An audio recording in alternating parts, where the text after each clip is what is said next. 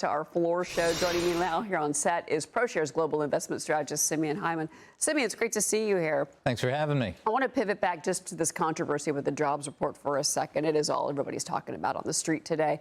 And, there's even though there's the political accusations coming from President Trump and Lori Chavez Demir actually, echoing that, Alicia Finley writes in the Journal that this necessarily is not some kind of rigged situation, but what this is the fact that these have become more volatile in recent years, declining response rates in particular, and the fact that the overall response rate is down to 43% from 60% before the pandemic.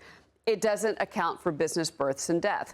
They're still sending out faxes to fax machines. So you can make the argument that the market needs this data to be correct. It seems pretty clear that the process needs to be modernized.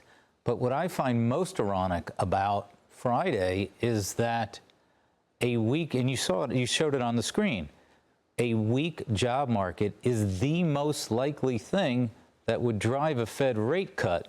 So if I'm someone, whoever that someone may be, who really wants the Fed to cut, why would you be saying the labor market is incredibly strong? Because that's actually going to prevent a cut. Yeah, well, and that's true. And, it's interesting as well, because if you look at it, there's a new op-ed out that it just came out about an hour ago from Patrick Harker. He talks about public ignorance and Fed independence. It's definitely a defense piece of the Fed and the work that they do. But he says, look, we made the cut last year. It was right before the election, of course, which, many Republicans think was politically motivated.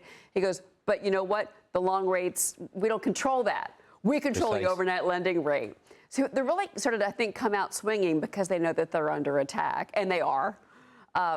What do you make of that comment? The point that you just made, you made it right before I was going to make it. The Fed, in the absence of quantitative easing, no longer controls longer-term rates. What happened last year? 100 basis points of Fed rate cuts. The 10-year goes up 100 basis points, and mortgage rates go through the roof.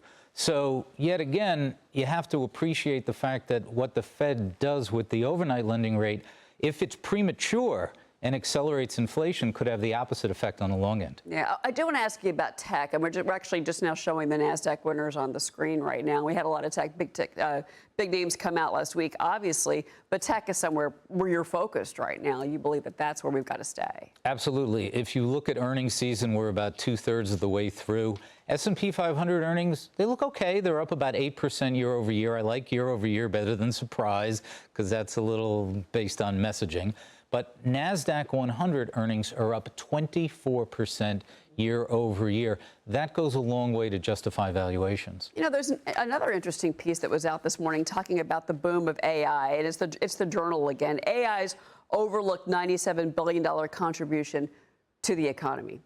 And if you're going to look at different sectors, which I know that you do, whether it's consumer, whether it's manufacturing, whether it's defense, that all of these AI super centers that are going to be built across this nation soon are going to be really the engine that powers the next big win for the United States of America, really, for our economy, for a decade at least. I'll put almost a broader spin on it.